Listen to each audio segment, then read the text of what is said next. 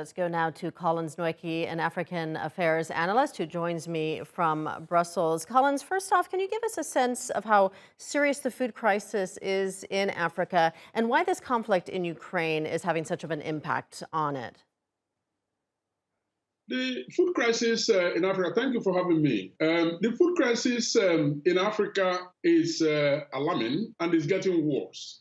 As a matter of fact, the latest figure is that 20 million people in the Sahel and West African region are actually, suffering from insufficient food supply. And you need to also see it from the available figures, where as at 2020, which is the last available figure, imports of food and agricultural products from both Russia and Ukraine stood at nearly 6 billion US dollars. Now, what that means is that it is significant, and over 85% of wheat supply and other cereals actually come from that region. So the war is having a very, very devastating effect on food security in Africa.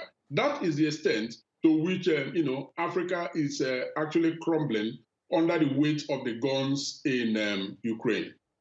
AU chief Macky Sall's meeting with Putin in Sochi was aimed at freeing up stocks of cereals and fertilizers from Russia, which are blocked and in particular affect Africa. Is it possible for Russia to free up these blocked exports given all the Western sanctions against Russia? Well, I think it's a very dicey one. Very dicey in the sense that Russia is feeling more and more isolated globally, and Russia cannot do with more enemies than it already has. And so, it is on the lookout for more friends in the midst of major countries of the world deserting them. Now, let's also understand that this meeting that the AU chief is having with Vladimir Putin was actually called by Putin himself. So that tells you the extent of, desperation on the part of Putin. So viewed from that perspective, I believe that it is reasonable to expect that Russia is going to actually, do quite significant concessions in order to keep the AU and major African countries on its side. So it will not surprise anyone if indeed Russia concedes, but definitely it's going to come with some prizes. For example, the observer status in AU is something that Russia has always wanted.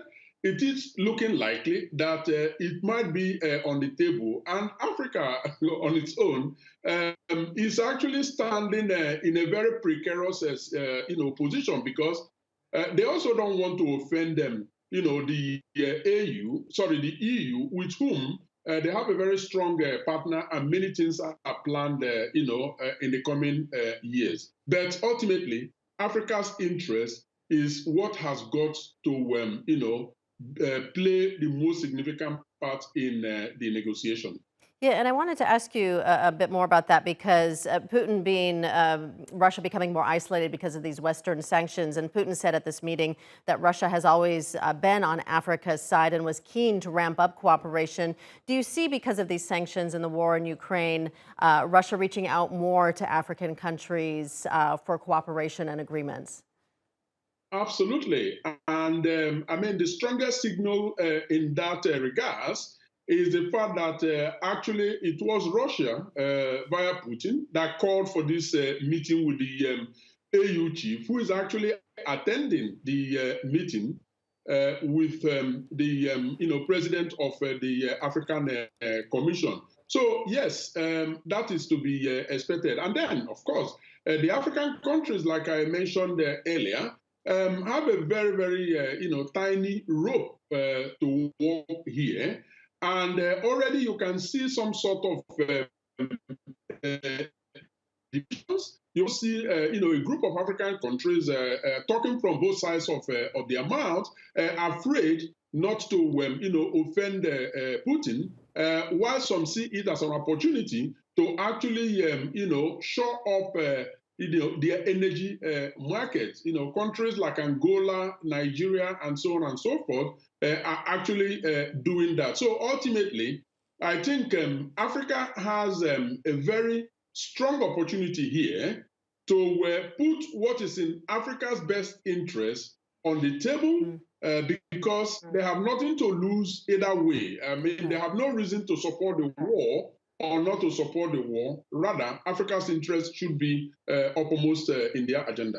All right, we'll leave it there. Collins Nweke joining us from Brussels. Thank you.